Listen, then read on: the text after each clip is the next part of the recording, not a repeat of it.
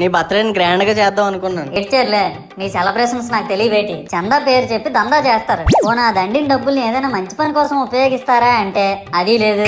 పైగా నా విగ్రహాన్ని కొనడానికి పెళ్లి సంబంధాల్లో పిల్లని చూడడానికి వెళ్ళినట్టు పలోమను 10 మంది వెళ్తారు. అందులో ఒకడికి ఆ బొమ్మ నచ్చిందని, ఇంకోటికి ఈ బొమ్మ నచ్చిందని. నా కర్మ ఏంటంటే అక్కడ ఉన్నవన్నీ నా బొమ్మలే. మళ్ళీ తీరా 10 మందికి ఒక బొమ్మ నచ్చాక అమ్మేటోడు అలుసుగా తీసుకొని 10,000 15,000 అని బాంబు పేలుస్తాడు. ఎందుకురా బాబు ఇంత రేట్ అంటే కలకత్తా నుంచి తెప్పించామంటాడు. నాకు అర్థం కానిది ఏంటంటే ఎక్కడైతే నేను కలకత్తా నుంచి అయితే నాకన్నా మునగాడు వస్తాడా, అక్కడ కూడా నేనే కదా.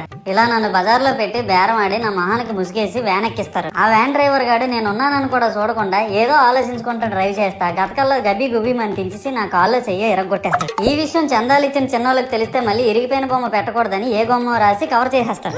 సరేలే జరిగిందేదో జరిగింది, నా భక్తులే కదా కూల్ బ్రో అని చిల్లయ్యే లోపు నన్ను పందిర్లో పెట్టి ముసుగు తీసి నాకన్నా పొడుగుండే సౌండ్ బాక్సులు 2 నా చెవులు పక్కన పెట్టి డీజే గణేష్ బ్రో అని చెప్పి నా పాటలను కూనీ చేస్తారు. సరేలే పిల్లలు కదా, ఇప్పుడు కాకపోతే ఎప్పుడు ఎంజాయ్ చేస్తారు, కాసేపట్లో పూజ స్టార్ట్ చేస్తారని వెయిట్ చేస్తా ఉంటే ఆ 5 రూపాయల వ్రతకల్పన బుక్ చూస్తే నాకు ఎక్కడ లేని కోపం వస్తుంది. ఏరా నాకు అర్థం కాదు, ఎన్ని సంవత్సరాల నుంచి నా పూజలు చేస్తున్నారు, ఒక్కడికి నా కథ గుర్తుండదేట్రా యాదవ్ వల్లారా. ఓ నా బుక్ లో చూసిన దాన్నైనా తిన్నంగా చదువుతారా అంటే అది ఉండదు. ఏదో బాగా అట్టర్ ఫ్లాప్ అయిపోయిన తెలుగు సినిమాకి రివ్యూ చెప్పినట్టు చదువుతారు ఒక్కొక్కడును.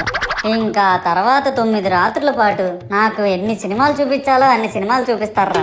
ఇందులో ఫన్నీ పార్ట్ ఏంటంటే నేను ఎన్ని బ్యాచ్లను చూస్తాను తెలుసా. ప్రతి వీధి పందిరి దగ్గరికి తిరుగుతూ నా విగ్రహాలకు రివ్యూ ఇచ్చే బ్యాచ్ ఒకటి, ప్రసాదాల కోసం ప్రతి పందిరి దగ్గరికి తిరిగే బ్యాచ్ ఇంకొకటి. ఇంకా దరిద్రం ఏంటంటే నాకు కొట్టిన కొబ్బరికాయలు ఏమైనా మిగిలిపోయేమో వాటిని తీసుకెళ్లి పచ్చడి చేసుకుందాం అనే బ్యాచ్ ఒకటి. ఇవన్నీ చూస్తూ 9 రాత్రులు గడిపాక సరేలే సాయంత్రం అనిపిస్తారులే అని కాలు మీద కాలు వేసుకొని కూర్చుంటే అప్పుడు మొదలవుతాదిరా నా నిమజ్జనం వ్యాన్ ముందు 90 వేసి నాగిని డాన్స్ చేస్తారు. అంటే నాకు అర్థం కాదు, 9 రోజులు వాళ్ళతో కలిసి ఉన్నానని నన్ను కూడా వాళ్ళ ఫ్రెండ్ లా ట్రీట్ చేస్తారా ఏంటి? అబ్బా అబ్బా అబ్బా అబ్బా మునిగినంత వరకు మనశ్శాంతి ఉండదురా బాబు నాకు.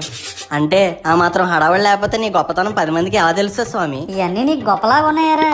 ఇప్పుడు 100-200 అడుగులు నా విగ్రహాన్ని తయారు చేస్తారు. నేను స్టడీగా నించుంటున్నాను కాబట్టి నాతో సెల్ఫీలు దిగుతున్నారు. అదే నేను రింగ్ రోడ్ లో నడిచాను అనుకో పరిస్థితి. చూడు మహేష్, పిడికిడంత పసుపు ముద్దలో నేనున్నానని భావించి మనస్ఫూర్తిగా దండం పెట్టుకో చాలు. ప్రతి సంవత్సరం పెరగాల్సిందే నా విగ్రహాల యొక్క పొడవు కాదు, మానవుని యొక్క బుద్ధి. నన్ను నమ్మి ముందడుగేయు, నిన్ను నమ్మిన వారిని వెనకడుగేయకుండా చూడు. జై బోలో గణేష్ మహారాజ్ కి జై. సర్లే గాని ముందు మాస్క్ వేసుకో.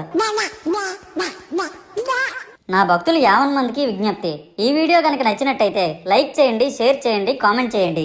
అలాగే ఫిల్మీ మోజీ ఛానల్ మాత్రం